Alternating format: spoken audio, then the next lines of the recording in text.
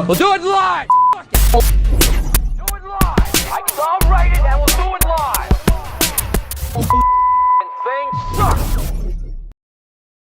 Welcome, everybody. Good evening. Welcome to Man on Fire. Man, are we on fire? Holy mackerel, dude. You know, every day I wake up in the morning and I think, what am I going to do a show about tonight? I feel like there's only so much you can talk about. And then by the time it's 6, 7 in the morning, it's like drinking out of a fire hose. I've got eco-terrorists getting busted in a fake fire truck at the Palisades fire. One of them is an arsonist with a record. We get Spencer Pratt texting me saying there's going to be a congressional investigation into the Palisades fire. He's like, oh, yeah, I'm talking to Senator right now. And then we have the former LAFD fire chief suing Mayor Karen Bass. And for any of you guys who tuned in last night, we were just talking about this. Isn't that weird how we'll talk about something and then the next day it's national news? Isn't that so strange how that works? It's probably nothing. Probably nothing. We don't have any sources here. But what we were talking about is just how incompetent our leadership is in California. And in the context of, you know, conspiracy theories and climate change and extreme weather, we look at all these things that stand as the get out of jail free card for these incompetent bureaucrats. And we need to start holding them accountable. So today, we see a little bit of accountability. Now, we've got the ongoing lawsuit with the victims of the Palisades fire, but now we finally have a bureaucrat, a politician. Yes, a fire chief is a politician. You need to remember that. Finally, striking back against the empire. Now, we are going to get into that lawsuit. It's very interesting. The details are super interesting, but I'm not going to pull any punches. Okay, so like always, we're going to shoot you straight. But first thing out of the gates, I'm so sick of this cliche, this stupid trope. Everyone's like, I didn't have that on my bingo card. But on that note, Spencer Pratt, here he is posting. He's talking about, you know, what's going on with the Palisades fire, and then all of a sudden, he pans over and it's freaking Rick Scott. What?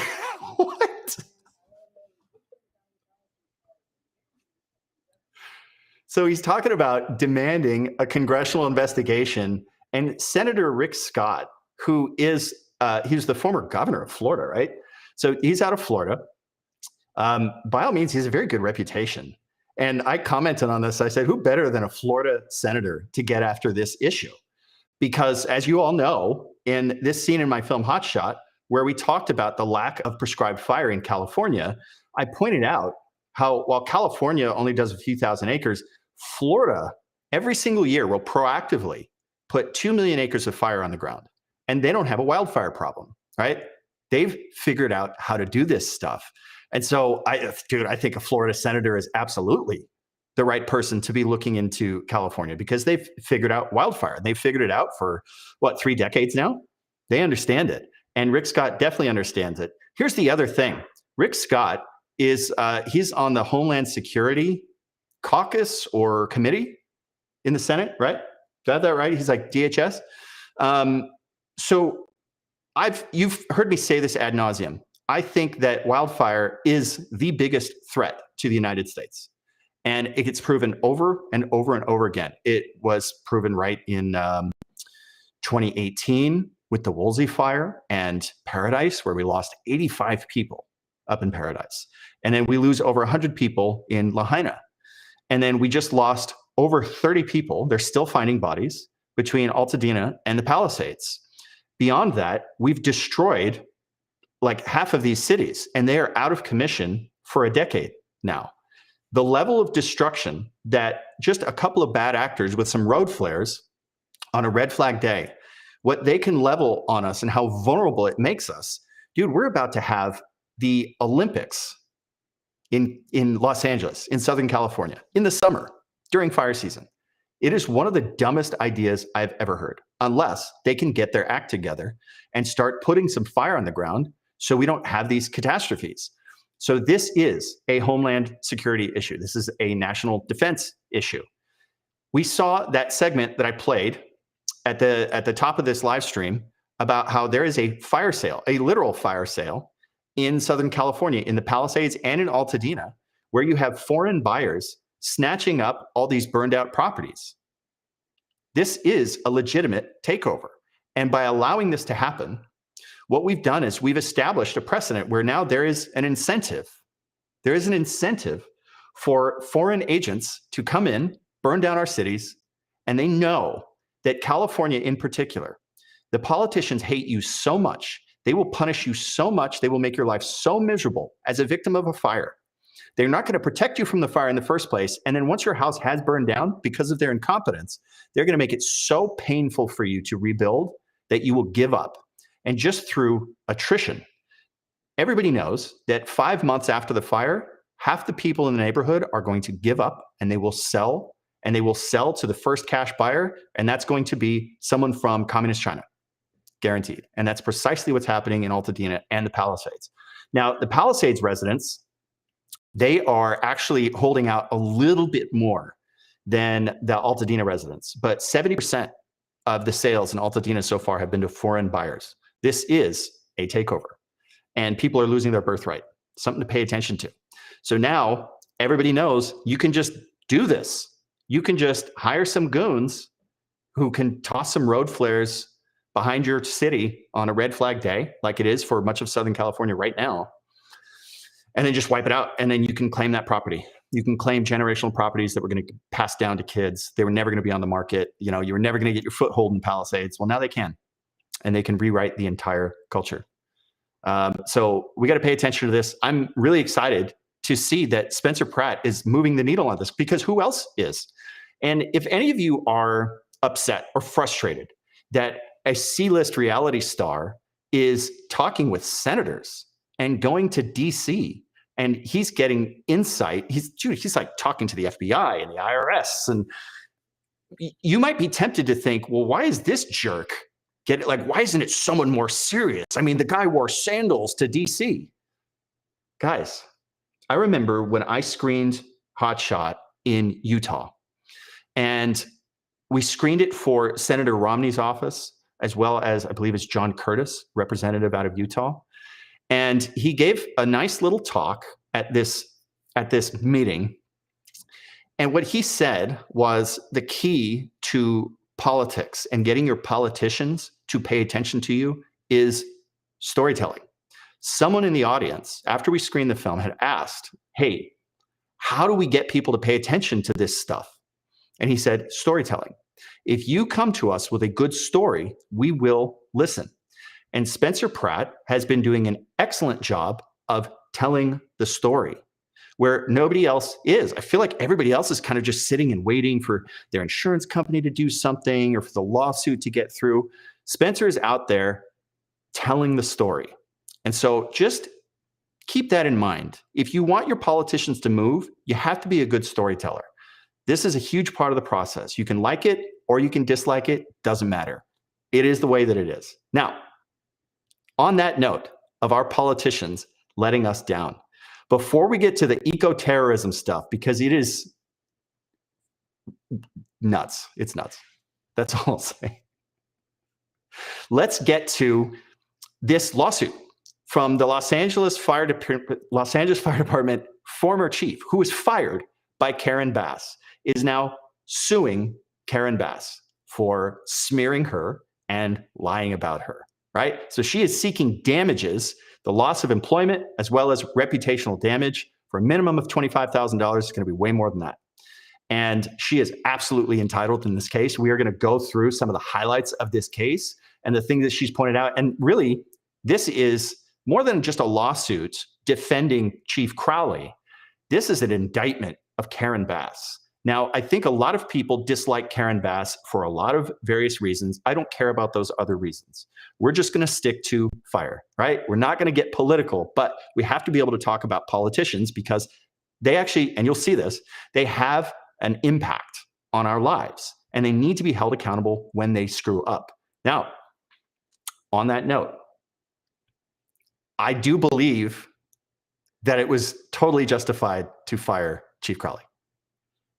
Not for what happened necessarily on the Palisades fire and in the buildup to the Palisades fire, but I don't know if you guys saw this. You want to see somebody that responds to your house, your emergency, whether it's a medical call or a fire call, that looks like you. It gives that person a little bit more. Okay. I don't want or care if the firefighter who needs to pull me out of a burning building looks like me. Okay? I take that back, because I'm 6'3" and I have a mustache. I do want my firefighters to look like me. I don't want my firefighters to look like her. Can we all be grown-ups here? Can we be serious? We need our firefighters to be able to carry us out of buildings when we are in danger. That is the expectation. They have a heavy burden and a heavy responsibility to protect us. However, can we not play make-believe with this bullshit? Now, this person is an employee of the Los Angeles Fire Department, still employed, I believe. And she is in charge of their DEI, the Equity and Human Resources Bureau. That's their DEI division. I don't know why the LAFD needs an Equity and Human Resources Bureau, which is just another way of saying diversity, equity, and inclusion. People on the internet are so worried about, here's the website. Sorry, I didn't pull it up. Come on, man. Get it together. There. Equity and Human Resources Bureau. It's just they're trying to find a euphemism for DEI, because people have appropriately called that out as super toxic and dangerous for society. You guys on the internet are too worried about DEWs. You got to be worried about DEI in your fire department. This video gets so much worse. Are you ready?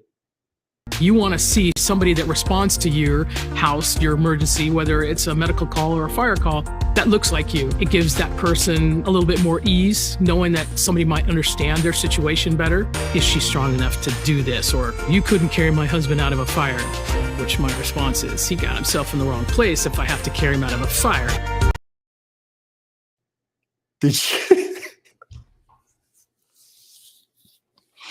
Is this what you expect from your fire department? When your house is burning down and you're passed out from sucking in carbon monoxide, and they throw that ladder up onto your second-story window and they climb in there. The stairway is cut off by fire. We got to pull you out of the window, sir. And then she comes in. And she's like, or what? They come in and say, "You got yourself in the wrong place, buddy. I can't lift you." For this, and Daniel Firecopter points this out, how did they have the audacity to make that video and upload it? Guys, I don't know if you remember, the last few years were like a fever dream, where people collectively lost their minds. They lost their minds. And we can't operate in reality. I feel like we're slowly waking up from this fever dream. Look, we should be able to speak freely about this. This video, this statement, this mindset is completely unacceptable from our fire department. You cannot have this. The fact that they would think that this is even remotely okay. And you'll notice there's a theme here: victim blaming. Your officials are going to blame you for getting yourself in the wrong place, right? We saw that the other night with our other live stream. Last night, right? Where Karen Bass's employees, they were blaming the fire victims in the Palisades fire. You notice that theme? This is unacceptable. So honestly, just for this, Chief Crowley deserved to be not just fired, but banned from public service. This is the kind of stuff that destroys your society. Can we just get back to being normal, where our firefighters are big, strong people? They don't even need to be all dudes, just big, strong, capable people who could carry your husband out of a fire. That is what we expect of you. That's why we pay you 6 figures, right? To work three nights a week. All right. So on that note, Chief Crowley absolutely deserved to be fired. So I don't think that Karen Bass was wrong in doing this, but she did not fire her because of this nonsense. She fired her because she was exposing how badly Karen Bass screwed up and how much Karen Bass is responsible for the Palisades fire. Not the fire itself, but the Palisades burning down. Oh, dude, there is so much culpability here. And what I love about this lawsuit, because I don't care about defending Chief Crowley, what I care about is how this is such an indictment of Karen Bass. I think you guys are going to really like this. So let's get into it. Let's get into it. As fire chief, Crowley repeatedly warned of the LAFD's worsening resource and staffing crisis. She submitted detailed reports showing how aging infrastructure, surging emergency calls, and shrinking staff left the city at risk. Despite these warnings, Mayor Bass and her administration cut the LAFD's operating budget for fiscal year 2024-2025 by $17.6 million and eliminated positions critical to maintaining fire engines, trucks, and amber lamps. Moving on. There's a series of, what they call lies here that they lay out. Bass falsely claimed that Crowley could have, but did not pre-deploy an additional 1,000 firefighters to Pacific Palisades. When asked why the LAFD did not pre-deploy the 1,000 firefighters that Bass claims could have been deployed, Bass said, "I don't know why they didn't. It's a mystery to me." Yet, at no time did Bass ask Crowley whether it was true. Man. Okay. Nor during Crowley's tenure as fire chief did Bass ask dozens of other command staff at the LAFD about the pre-deployment decisions they made and approved for January 7th. If she had asked, she would have been told the truth, that LAFD could not safely deploy an additional 1,000 firefighters because it did not have the apparatuses to do so. Now, they had such budget deficiencies in the LAFD, they had a lot of engines, fire engines that were mothballed and sitting in boneyards waiting for repairs that they couldn't get. So they actually couldn't deploy these firefighters because they didn't have vehicles to put them in. Were they going to put them in a Prius and send them up there? Moving on. Bass falsely declared that on January 7th, there were 40 fire engines that were idle because they didn't have the staff that she sent home, and blamed Crowley for this false retelling of history. Contrary to Bass's false narrative, none of the 40 fire engines referred to sat, quote, idle on January 7th. Instead, on January 7th, all 40 fire engines were staffed and were either pre-deployed to strategic areas that were wildfire prone, dispatched to multiple wildland fires that broke out, or were ready for and did respond to 911 emergency calls in the city, pursuant to the preparation and deployment plans that were approved by multiple subject matter experts at LAFD. There is no basis for Bass's false statement about the 40 fire engines. So Karen Bass is lying to throw her under the bus. Bass falsely claimed that Crowley told, quote, lies about the budgets and referred to the budget cut that never happened. Despite that, Bass had indeed cut the LAFD's operational budget in 2024-2025 by $17.6 million, which is well documented, cannot be reasonably disputed, and against which Crowley fought repeatedly, including in writing. And we're going to see this. Now, just to recap all that, it's a series of 3 lies where she's just throwing Crowley, the former fire chief, under the bus. Why would she do that? The lawsuit continues. Crowley alleges that these false statements were not mistakes, but part of a deliberate strategy to scapegoat a career firefighter and divert scrutiny from the mayor's decisions. After Crowley confirmed publicly that budget cuts had weakened the department's readiness, Bass retaliated. We're looking at mafia tactics. Crowley was punished for speaking up. And we're going to read later on in this lawsuit how Crowley actually tried to be a good soldier and not undercut her boss by being honest about the shortcomings of the budget, all the challenges they were facing because of the mayor. And then the moment she told the truth, that's it, you're done, dude.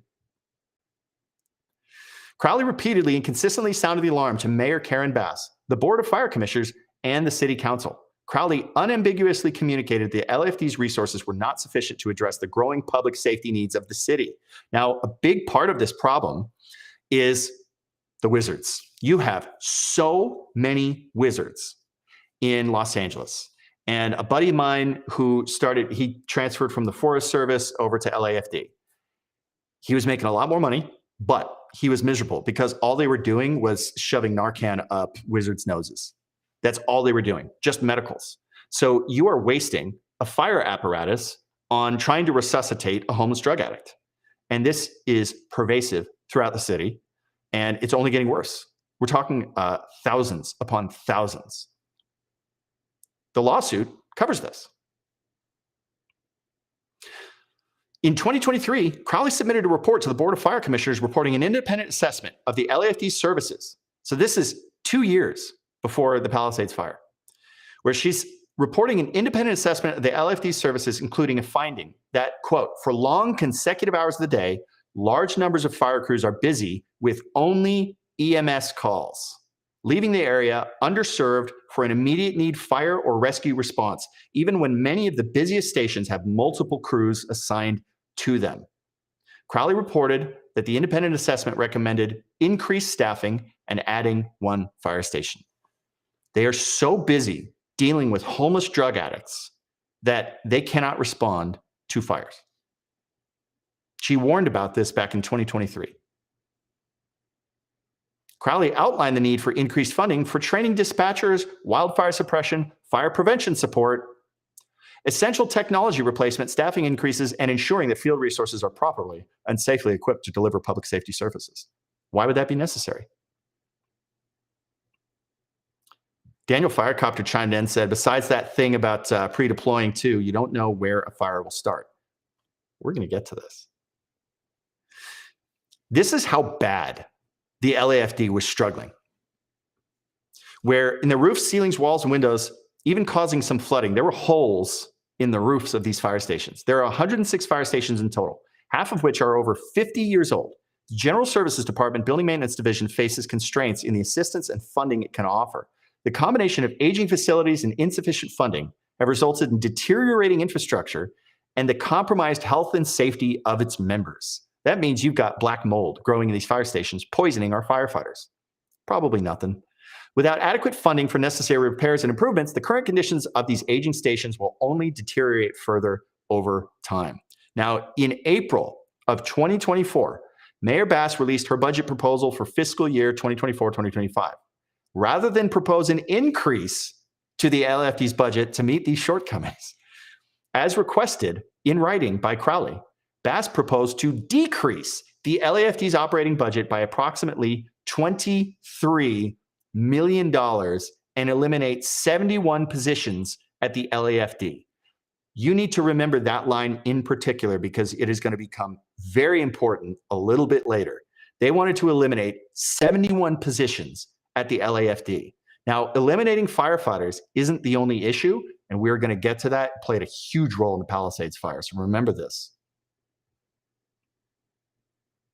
Reducing, in 2024, the City Council largely approved Mayor Bass's proposed 2024-2025 budget, reducing the LAFD's operating budget from the prior year by $17.6 million and eliminating 61 positions. So the cut wasn't quite as bad as what she proposed, but it was still, they got the majority of what she was asking for.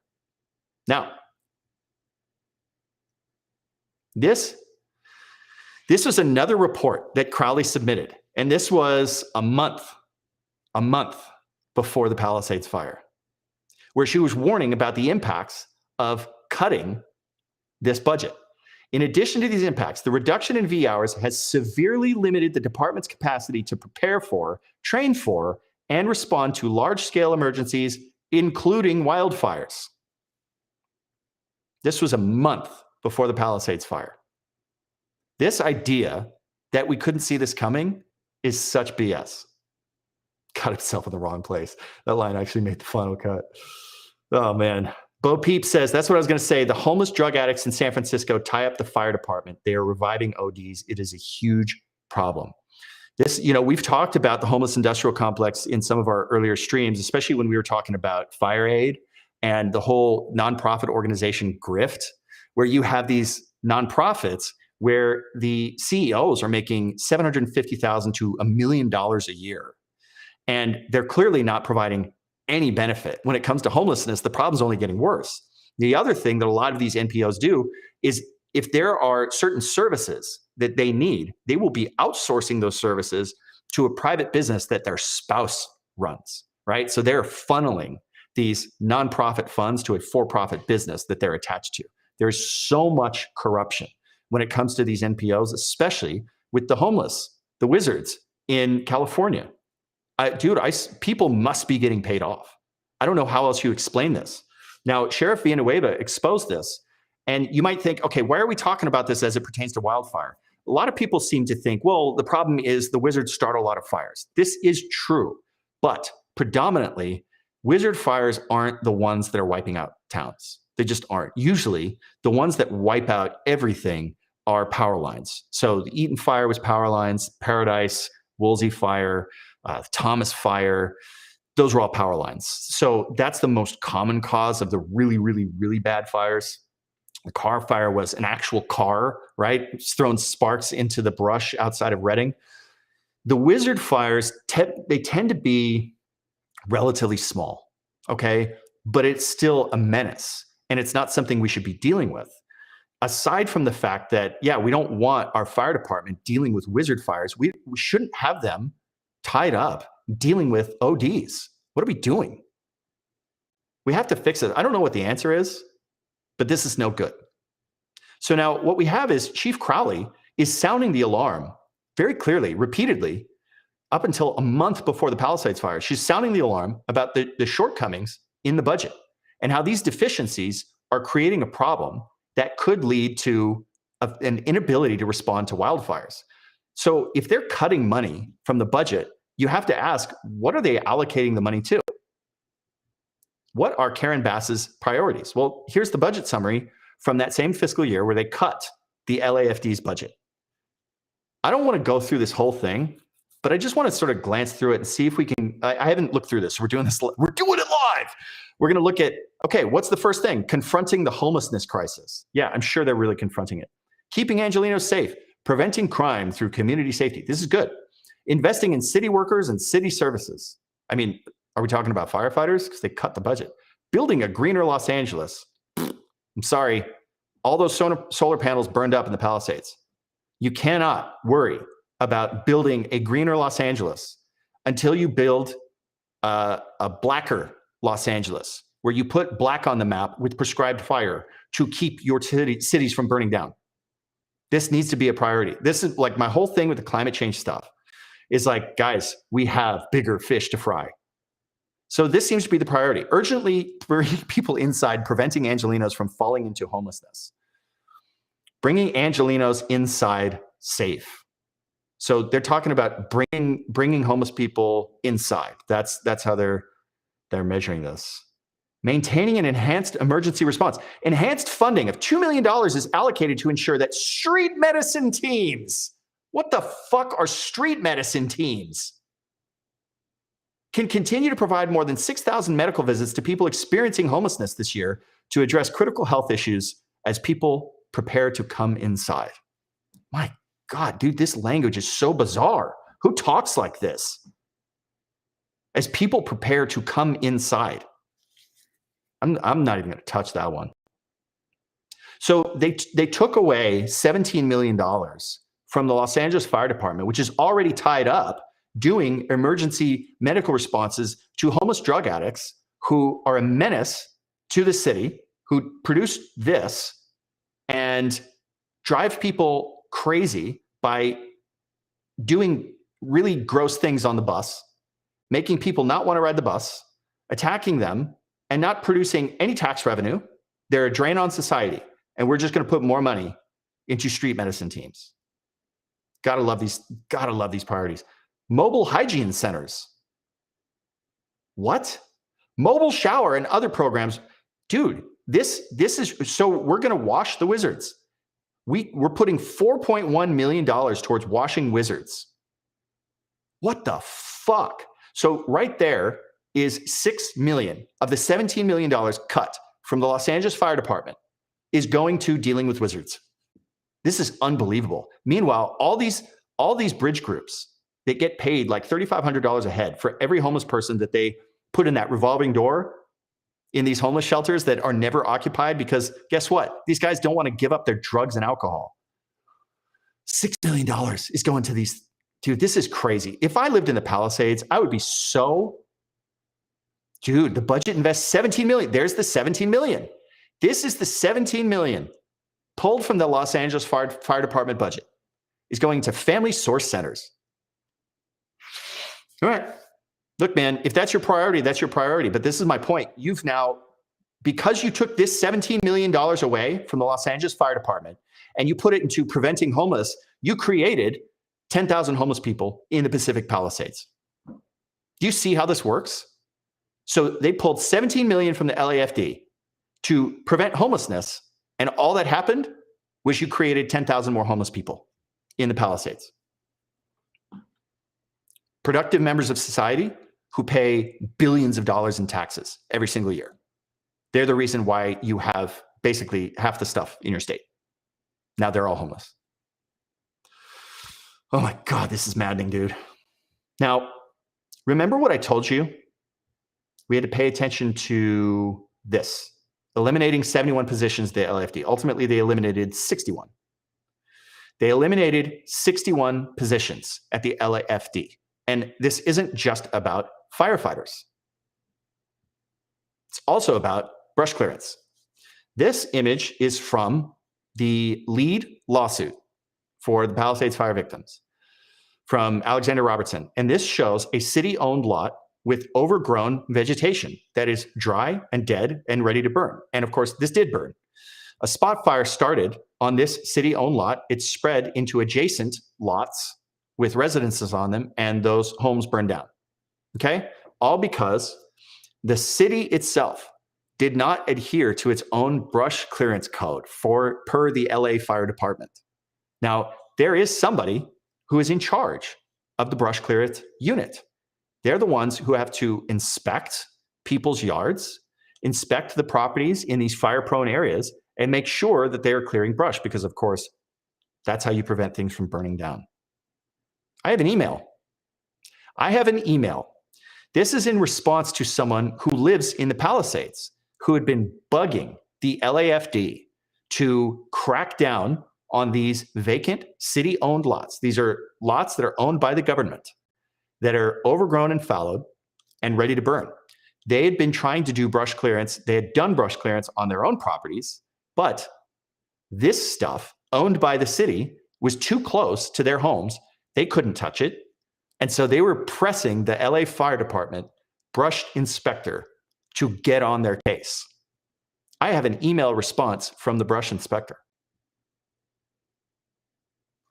Shall we read this together? Remember what we said about removing positions from the LAFD? This is after the Palisades fire hit. They said, "I'm truly very sorry for the loss of your parents' home and the devastation of your community. I can't imagine what everyone is going through. I have a few good friends who also lost their homes. It is horrible. This is a good opener, showing compassion for the citizens of your town. We just finished our initial inspections and all the properties you listed failed the initial inspection and were cited.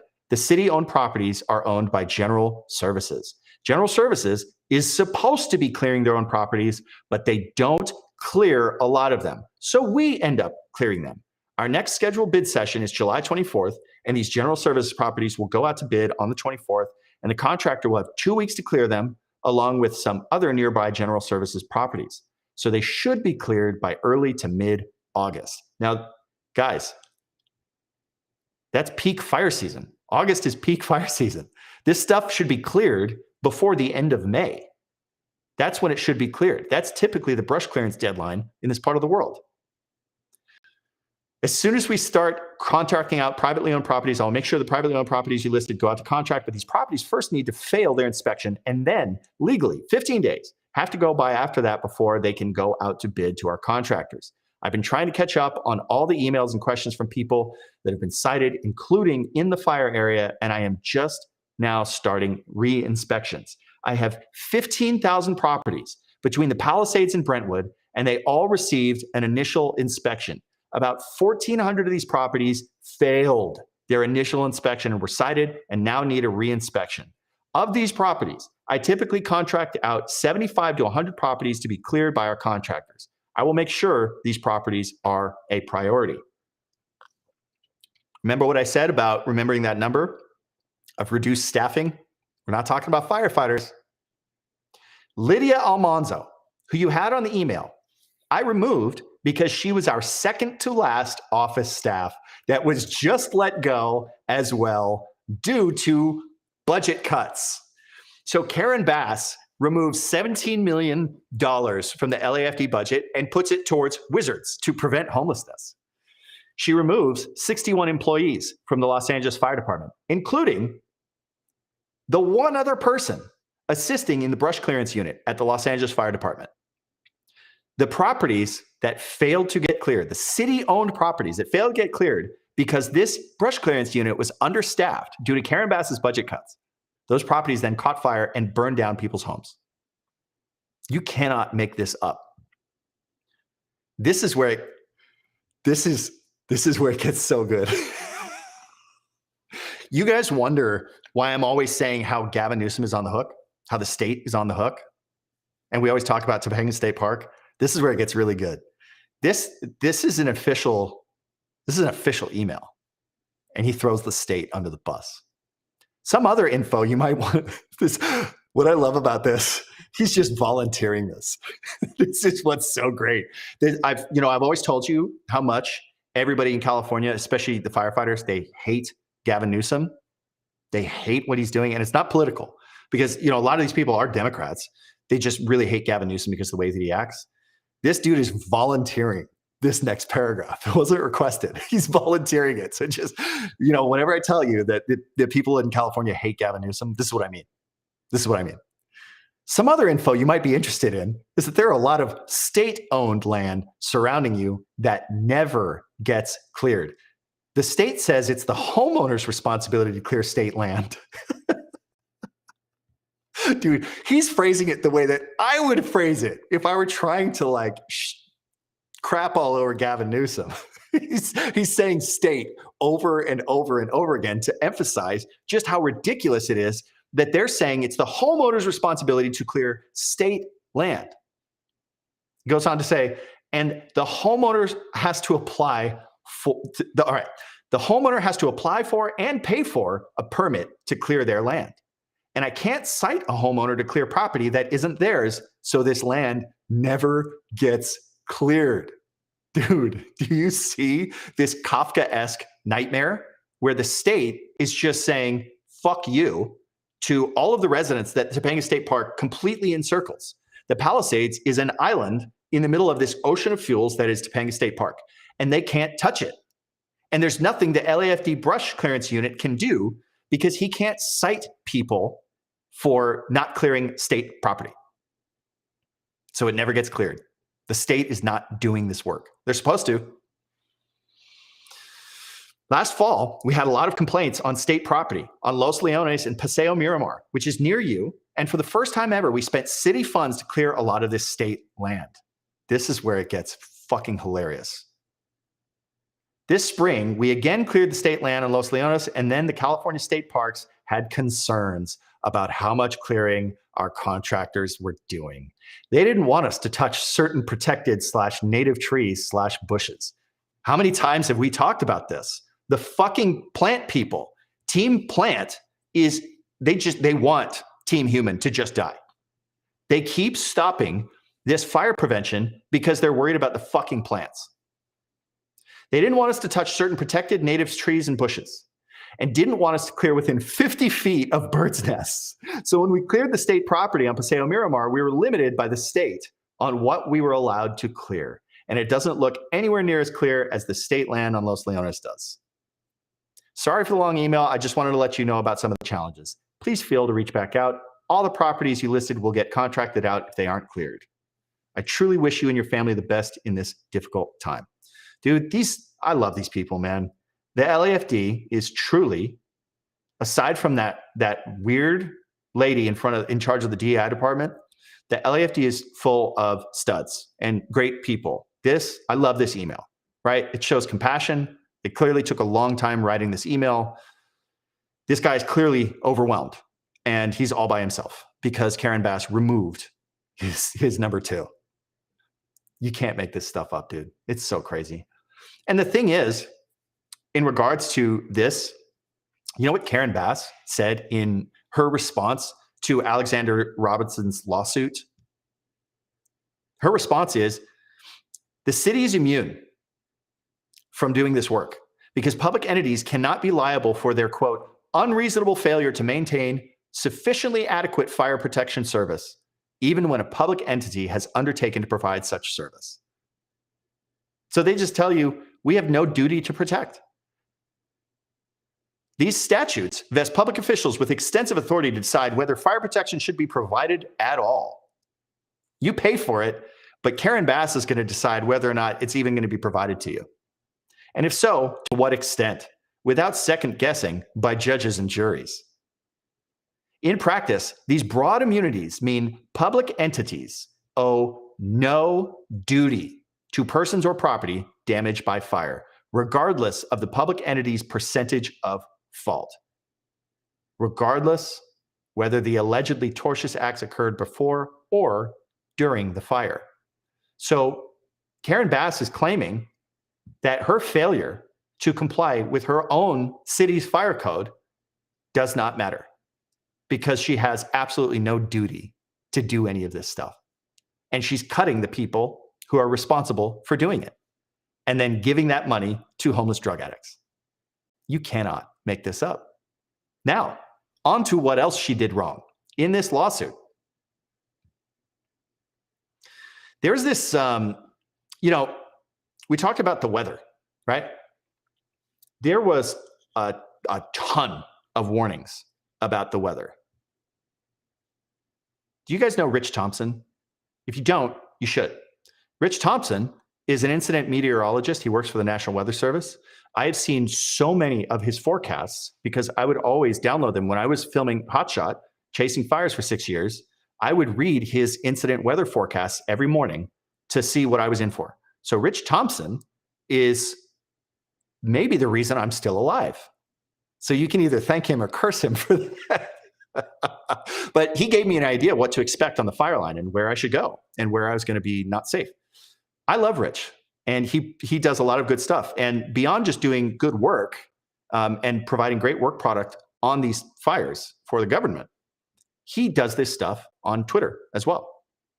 Now, in the lead up to the January 7th fires, Rich was posting here on January 1, repeated warnings about the strong Santa Ana winds that were coming in, right? He might have even started before this, but I remember seeing this over and over, and he wasn't mincing words at all. High potential for moderate event and chance of a strong event. Significant fire weather issues with low RH, possible warm temps, and still very dry fuel. January 4th, still looking high chance for strong Santa Ana winds Tuesday through Friday. Strongest Tuesday night through Wednesday. Gusts 50 to 80 miles per hour. Widespread critical fire weather conditions. RH in the teens and single digits. So this is all publicly available every day. Cannot agree more. This is not a typical SoCal situation at all. He is not mincing words. This is not a typical SoCal situation at all. And the thing is, even the typical SoCal situation is brutal for fires. We get Santa Anas all the time. We get wildfires in the Palisades area, like around Malibu, all the time throughout history, right? So for him to say this is a watch out. This is like, we should be paying attention, right? Karen Bass, not only did she leave the country amidst all of these warnings, she claimed that she never was warned about this fire weather coming in. Did you guys catch this interview? To go to Ghana, which I know you've said was a mistake now. But I just am curious on the thought process behind it. Right. Because we know that there was warnings about the weather before you went, and you still went. What was the thought process behind going to Ghana? So let me just tell you a couple of things. First of all, when the White House called and asked me if I would represent the president, I said yes. It was going to be a very, very short trip, over a weekend and 2 business days. We need to look at everything about the preparation and all of that for the fires, because I think when we evaluate that, we will find that although there were warnings that I frankly wasn't aware of, although there were warnings, I think our preparation wasn't what it typically is, meaning that before there's a major weather event, for example, last week when we knew we were going to get into the rains, you saw us come together and us talk about, get your sandbags, bring the K-rails out. That type of preparation didn't happen. If that had, I will tell you, Alex, I wouldn't have even gone to San Diego, let alone leave the country. But what do you mean there were warnings you weren't aware of? Because I know we were talking about it on the news. A lot of people were talking about the problems, warning that this was going to be a huge deal. So when I talked about it with the fire chief, what she said is that we have warnings of Santa Ana winds a lot, but predicting this, and you saw, from the city, from the county, that level of preparation really didn't happen. So it didn't reach that level to me to say something terrible could happen and maybe you shouldn't have gone on the trip. Why didn't it But to happen? me, I don't know. I mean, I think that that's one of the things we need to look at. So 2 investigations are taking place. One internal to the city, and that's the Fire Commission, because that's mandated by the city charter. So the commission will hire an outside entity to examine everything, the pre-deployment, why were firefighters sent home, all of that should have taken place that didn't. And then also the governor has contracted with the Fire Safety Research Institute, which is a national institute that investigated what happened in the fires in Maui. So everything that happened, including that, needs to be examined. But I will tell you that I felt absolutely terrible not being here for my city and not being here for my family, who was impacted by the fires as well. And so when I say it was a mistake, absolutely, the idea that I was not present was very painful. Look, I believe her on that part. I'm sure it was very painful. I could be mean and say it's painful for her politically because it makes her look really badly. But, if she had family affected by this, I could imagine that was probably the worst plane ride of her life. Could you imagine being stuck on a plane coming from Africa and it's going to take you like 20 hours to get home, knowing that your city is burning to the ground and you're at fault in large part for this happening. But the rest of what she said, I'm sorry, it's just complete garbage. Piracy in Utopia says anyone with a cell phone even knew. Dude, this was the most advertised fire weather event I think I've ever seen. And I'm a nerd about this stuff. I pay attention to it. I'm terminally on fire Twitter. So this idea that she didn't know, I'm sorry, but it defies belief. She was so busy, KCK says she was too busy with her trip planning to pay attention to anything else. Yeah. God, it's so weird. Now, did she actually get warned about the weather? Because she can claim, I didn't know. I wasn't looking at Rich Thompson's Twitter.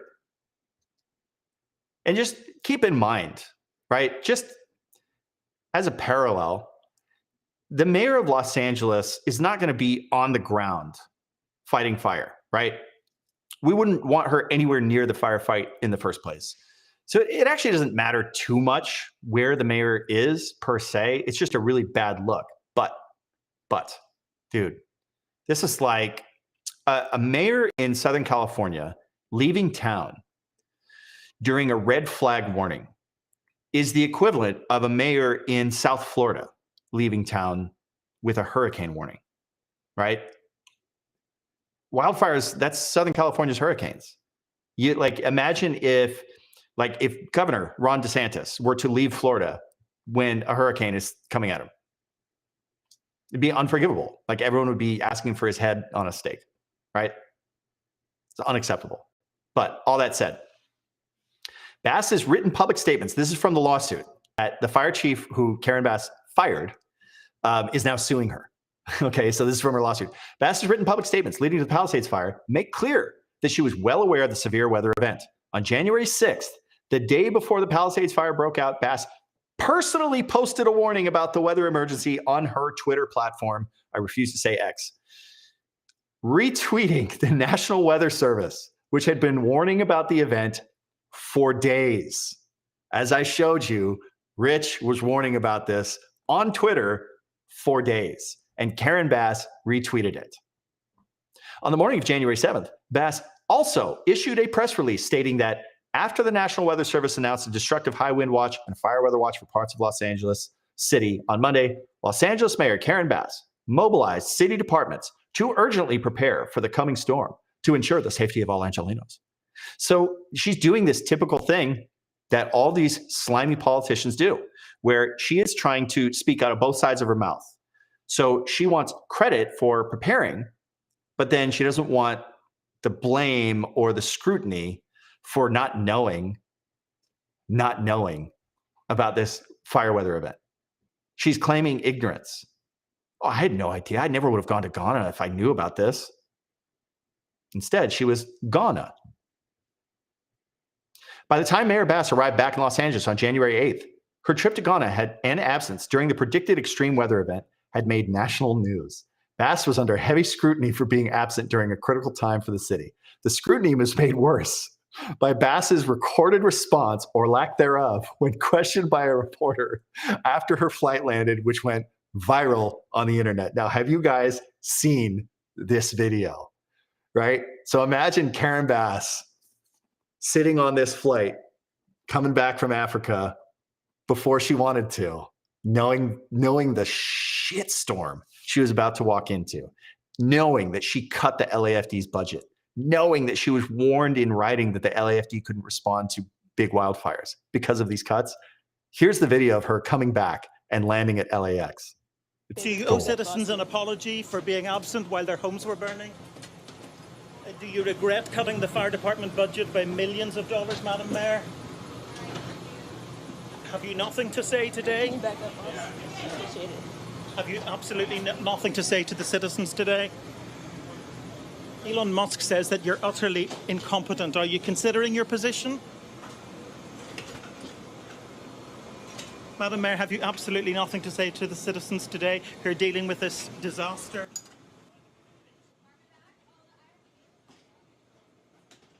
This is so wild. How long does it take to fly from Ghana to California? Like, I just did was it Abu Dhabi to JFK, and that was 16 hours. Oh man, how long does it take? So she had what, 22 hours to think of what her response would be. And then when she gets to LA, her response is to just stand there like a robot in standby mode, and then have this awkward confrontation. What human does this? What human does this? How do you, like, I understand right now what she's thinking is like, man, I screwed up. Man, I'm responsible for all this. This is a terrible look. Why does she not just look him in the eye? Now, I understand he's a Mick, so he's got that Phil Cunningham accent. So she's disregarding him because, like, okay, he's not a Californian, but still, he's a human being, kind of, technically. How do you not look him in the eye and say, this is a horrible tragedy, and my prayers are with everybody affected by this, and we're going to do everything we can to stop this fire and make it right. You know, I dropped everything that I could to get back here immediately. How do you not just say that? You had 20 hours to rehearse this, and she just stands there like a malfunctioning robot. This is like some of the craziest stuff I've ever seen. Now, in that Elix, I don't know how you pronounce this dude's name, but in this interview, you know, she was trying to take credit for pre-deploying assets, right? Piracy in Utopia says, Bass came back from Africa pretending she was waking up in a concussion and somehow became the mayor of Los Angeles. Well, I'm sure the weather brought the outfits from Africa. That's brutal. Casey says she wasn't going to say a word until she had met with all her spin doctors and polling people. Dude, my question is, how did she not do that on the flight over? How did they not, like, forget her inability to come up with something? How did her team not come up with something? This is what happens when you surround yourself with incompetent people.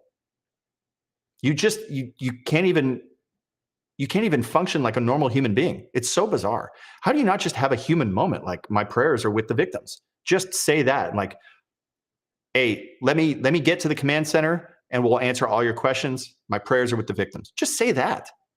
My goodness, it's so bizarre. Fully jet lagged as well. Yeah, dude. Can you imagine getting hit with that after that flight? I wonder if she had a middle seat too. Now, she tried to take credit in this Alex in this interview where she tried to take credit for pre-deploying assets. Let's talk about this. Now, earlier, who was it who was saying that you couldn't, was it Daniel Firecopter who was saying that, when it comes to pre-deploying assets, there's, a lot of scrutiny. Spencer Pratt has been all over this saying, dude, you didn't pre-deploy any assets to the Palisades. And, I've talked about how when it comes to pre-deploying resources, you have to guess, right? So you're going to rely on where the wind gusts is going to be the worst. And frankly, the wind gusts weren't predicted to be the worst in the Palisades. And in fact, they weren't the worst. As we pointed out, much to everybody's chagrin, and people gave me crap for this, the wind gusts throughout most of the fire on the initial attack were only 38 miles per hour at their peak at 6:30. And earlier in the day, by the time the fire had reached the Pacific Ocean, they were only about 23 mile an hour gusts. Now, that's plenty for a fire, but as you can see, there are other areas that got way worse winds. Look at Eaton Canyon, 70 miles per hour. Marshall Canyon, 68. San Dimas Reservoir, 63. Santa Anita Canyon, 62. So Topanga Beach, 60. That's closer to the Palisades, so they could have pre-deployed there. Brentwood, 48 miles per hour. So you had a bunch of areas, and this is just two little sections, right? So when they're trying to decide where do we pre-deploy these assets, you kind of just have to guess. But there's a wrinkle here.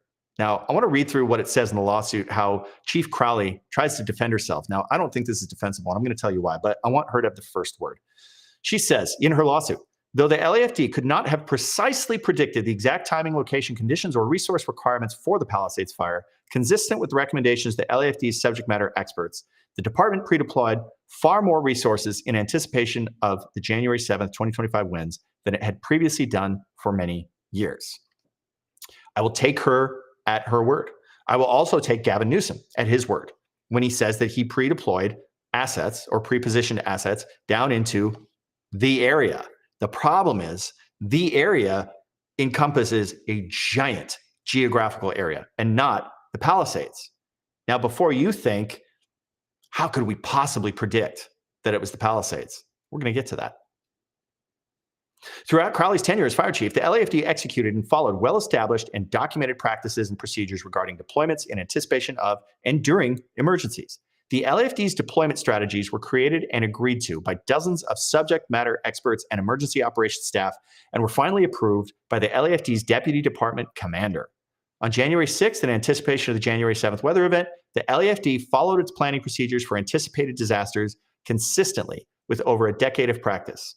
On January 6th, LAFD attended weather meetings with subject matter experts and emergency operations staff where dozens of stakeholders jointly decided on pre-deployment and pre-positioning plans for January 7th, which were finally approved by the LAFD. And yet, none of these experts said, hey, you have a recent burn scar in the Palisades. So while we are rolling the dice on which areas we pre-deploy to, maybe we should just have a patrol up there in the Highlands babysitting that recent black burn scar to make sure that it doesn't rekindle.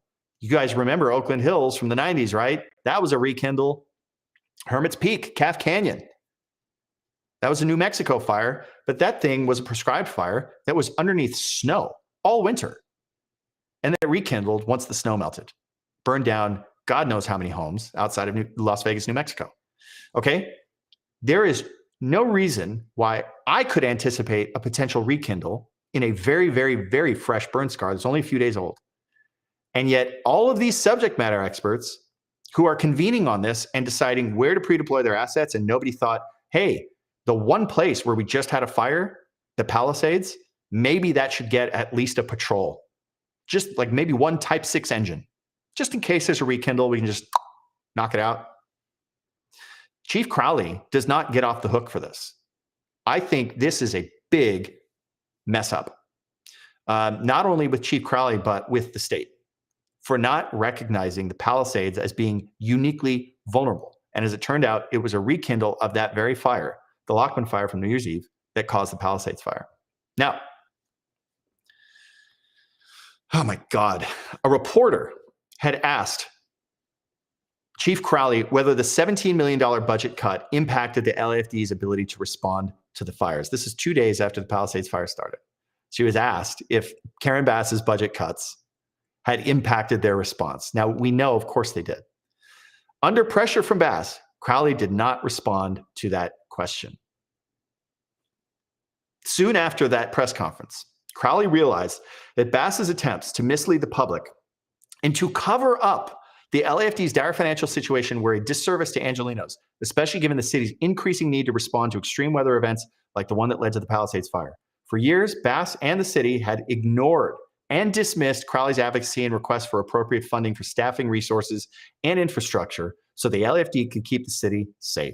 The city was now experiencing the extremely negative impacts of years of insufficient funding, yet Bass's response to media inquiries on the important issue of the LFD's lack of resources seemed to be the same: dismiss and ignore. Remember what her defense was against the Palisades fire lawsuit? The city is immune because public entities cannot be liable for their unreasonable failure to maintain sufficiently adequate fire protection service, even when a public entity has undertaken to provide such a service. She doesn't care. Not her responsibility, not her problem. Bass continued a smear campaign against Crowley, and is a callous and malicious effort to punish Crowley, who continued to serve at the LAFD, for speaking the truth to the public about the LAFD's dire financial situation and operational budget cuts, to distract the public from Bass's own missteps, and to warn all city employees that Bass will use her power as mayor to destroy their reputation and careers if they choose public safety and transparency over the personal interests of Bass. Dude, this is brutal. This is brutal. So, Chief Crowley ultimately said that that the budget cuts did impact the response. She finally said it publicly. And then in response to that, Karen Bass fired her. And then pretended like, even though she had been standing up for Chief Crowley up until that point, all of a sudden it's like, oh, she never warned me. Oh, she didn't do any pre-deployments. She didn't do any of this stuff.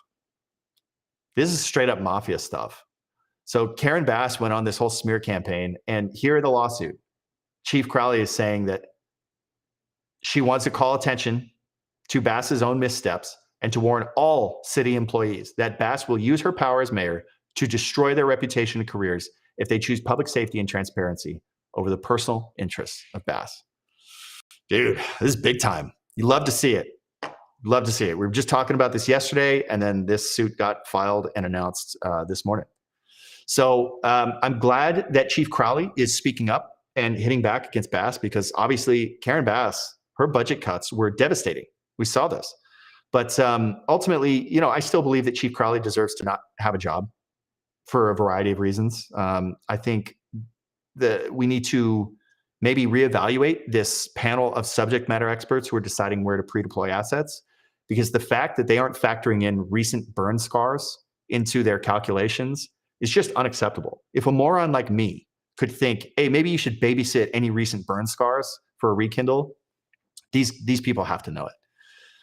All right, now on to, I buried the lead. I certainly buried the lead. This stream is supposed to be about the eco-terrorists who got busted in a fake fire truck. An arsonist dressed up as a firefighter snuck into the Palisades, and they were arrested for starting the Palisades fire. This can't be real. There is something very large at play in the Palisades fire. There was a couple from Portland, Oregon, and they drove into the Palisades fire scene in a decommissioned fire truck. They had emblazoned this fire truck with the name Rolling River Fire Department. Were they there like from minute one? All I know is that they got into the scene 2 days in a row before they were stopped and arrested. Whoa! I don't know if they burnt it down. We do know that they were acting suspiciously in the fire zone on a fake fire truck. Turns out the woman is a National Weather Service wind and fire expert. Uh-oh, Rich. Is Rich Thompson watching? National Weather Service. National Weather Service is in the Palisades dressing up as firefighters and starting fires. Who teaches juvenile delinquents climate change issues. They make rap songs called weather slaps. And some of the lyrics go like, wait until you see it all burn. And her husband, the guy behind the wheel, is a convicted arsonist who burned down country clubs and rich people's houses in a small town in Oregon. Holy shit. They were eco-terrorists. So I am convinced that this is an act of eco-terrorism. That's insane. That's insane to me. Yeah, that's insane to me. That is insane to me too. Man, she's so authoritative. This must be true, right? Well, it turns out it is true. You ready for this? I know it sounds crazy. Oregon couple. We're gonna say it like she does. Oregon couple due in court tomorrow on charges of posing as firefighters in a fake truck. Lawmakers want to make impersonating firefighters as felonies. Convicted arsonist Dustin Neal and his wife Jenna, 44, an atmospheric and fire science educator, are hit with misdemeanor charges. What the fuck? Wait a second. These are eco-terrorists. And they snuck into the Palisades and they started the Palisades fire. Why are they only getting misdemeanor charges? What the fuck is this?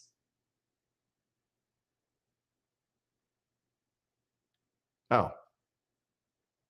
Guys, this happened on January 18th.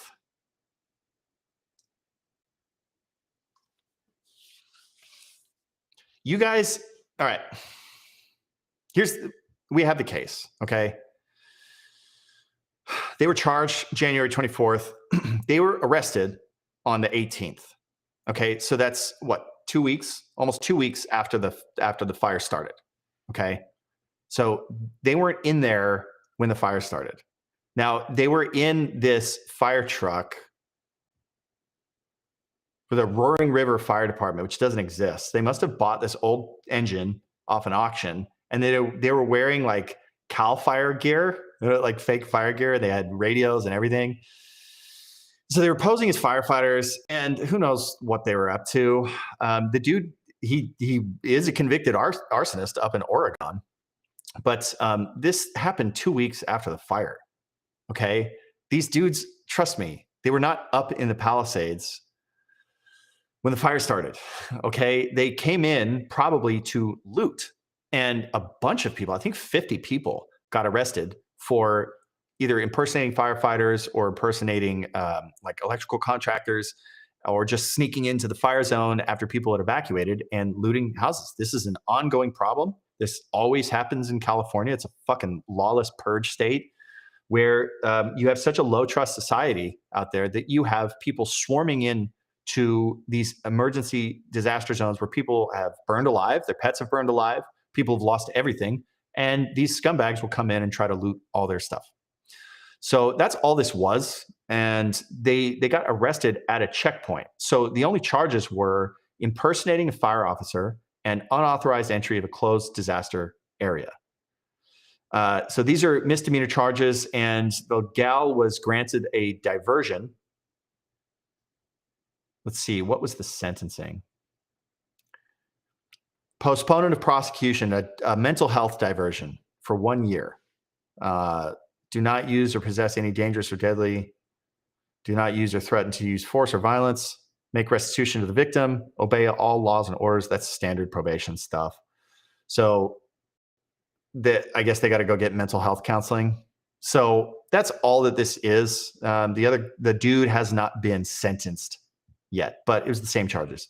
So all they got busted with is impersonating a fire officer. Probably should be a higher penalty for that. But ultimately, this whole story, guys, this TikTok stuff, it's so dangerous. There is something very large at play. I don't want to sound, sorry, I shouldn't say it like that. It's not so dangerous. I sound like such a dork. But like this stuff, you hear me railing about this conspiracy theory stuff so much because it's so obnoxious. We just spent an hour talking about how this stupid mayor screwed Angelenos. And it wasn't, her sneaking into the Palisades with a drip torch. It was her cutting a budget and giving the money to homeless drug addicts. And by doing that, you don't have but one person in the LAFD brush clearance unit, and then brush doesn't get cleared, and then houses burn down as a result. That is the banality of evil. And you have, like, who's this Army Hammer? He's an actor. He's a good actor. I've heard some weird stories about him. He's a good actor. So now he's got a podcast where he's interviewing crackpots who are saying, this was eco-terrorism. Dude, this is so stupid. I am convinced that this is an act of eco-terrorism. Yeah, because you're a fucking moron. It took 2 seconds to look up this case and see that it was 2 weeks after the fire.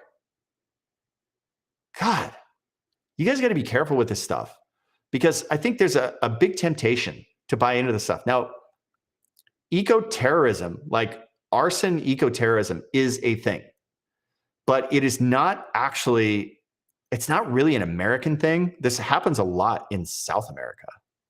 And you remember the Amazon fires? Was that 2019, 2020? All those wildfires out in the Amazon. Now, a lot of it is just farmers clearing brush so they can clear plots for farming and cattle grazing. But then there are also activists who paid volunteer firefighters to set a bunch of fires so they could get video of it to raise money for climate change initiatives. That's a real thing. So this stuff does happen. It doesn't really happen here in the US. Typically, when you see arson, like back in 2024, we had the Park Fire up in Butte County, which is like 300,000 acres. That was just a crazy convicted pedophile who pushed his car into a ravine at the park. And then you had the Line Fire. That was arson the same year in San Bernardino, right? Going up towards Big Bear. Again, just another crazy dude off his rocker. That's typically what arson is throughout California. And it is a growing problem, so it needs to be taken seriously. But eco-terrorism is not really a thing.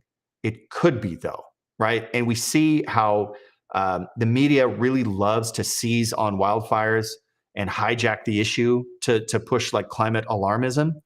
So you could see some perverse incentives that might lead people to do it. But the real big perverse incentive that I see is just allowing Chinese nationals and foreign corporations to buy up all of these burned out properties, like we saw in the intro.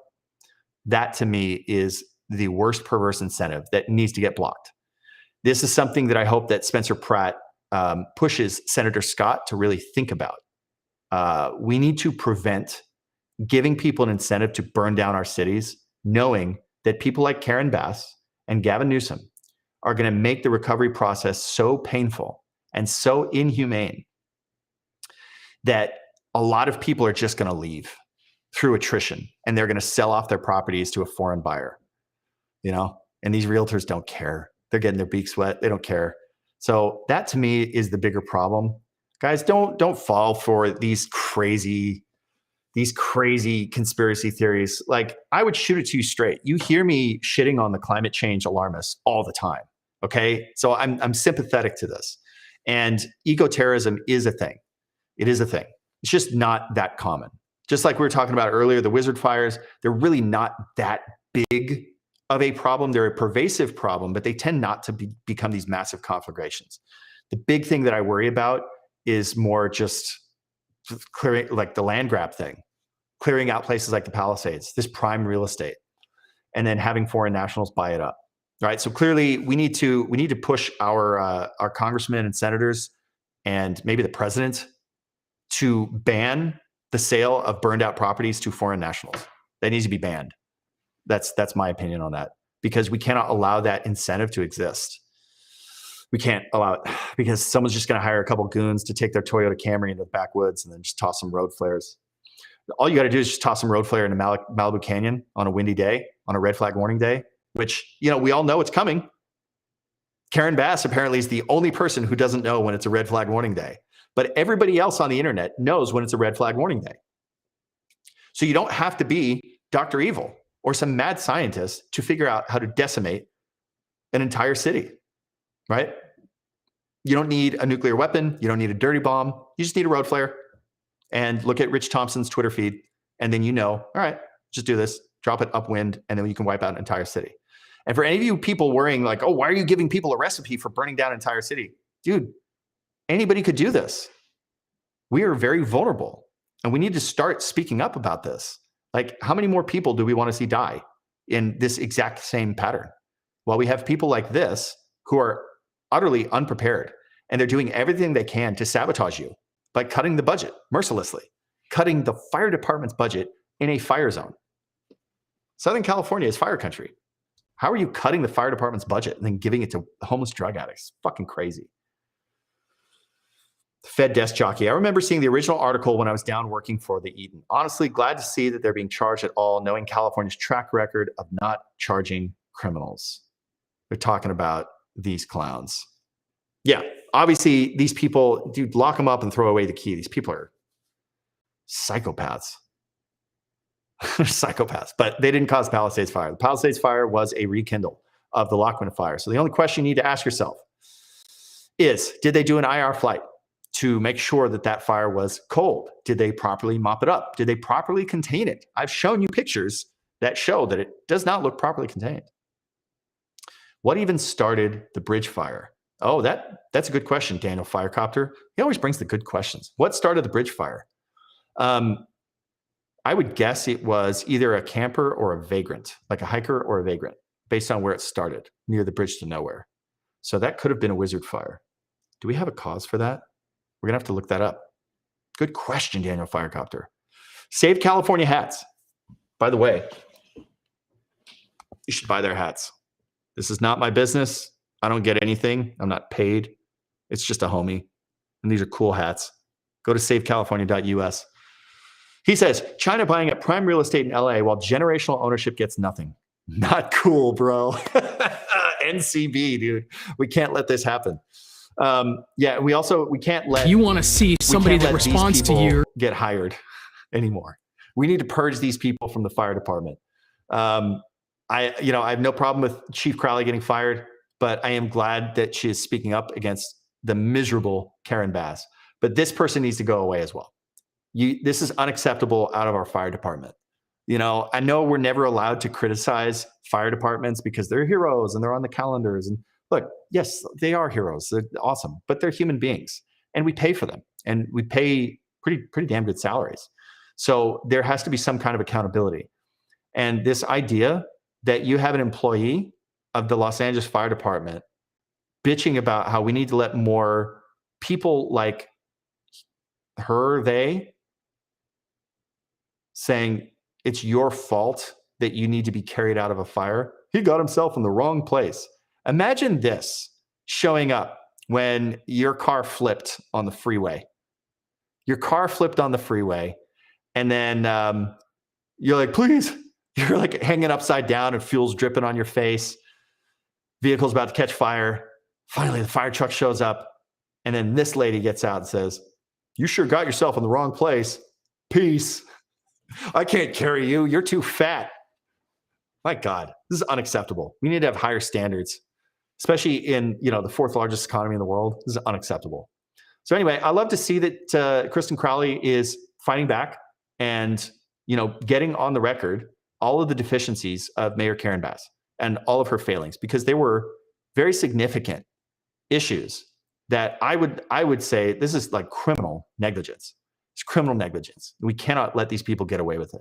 So even though they're going to claim immunity and we have no duty to protect, okay, then what are we doing? Now, until there is some kind of accountability for these people, again, you have to understand, this is the way that Karen Bass thinks about you. She thinks she has absolutely no duty to protect you. It is up to her to decide whether fire protection should be provided and at all. And if so, to what extent? So knowing that, you cannot rely on them to come and save you. You cannot rely on them to come and save you. You have to make sure that your home is fire hardened, that you've cleared vegetation around from your house. You need to take personal responsibility, because this is what you're going to get. You got yourself in the wrong place. Well, make sure that your place is not the wrong place. because you can only rely on yourself. All right. And fire is coming. It's not a matter of if, it's when. Let me check the chat. Proper research. Thanks for getting to the bottom of this so quickly. I was excited to see some scoop, honestly. I got you, homie. Like I said, I am terminally on fire Twitter, so this is my job. That said, it's not actually a job. I do this in my spare time. Some of you guys have scanned that barcode on the bottom right screen and sent me some money. Cannot tell you how much I appreciate that. I've used that money to feed my donkey. So we have a donkey, a pig, we got 8 chickens, and a couple of cats. So thank you for feeding the donkey. Appreciate you guys. Remember, in this dystopian world of AI, the only way you can prove you're human is to do it live.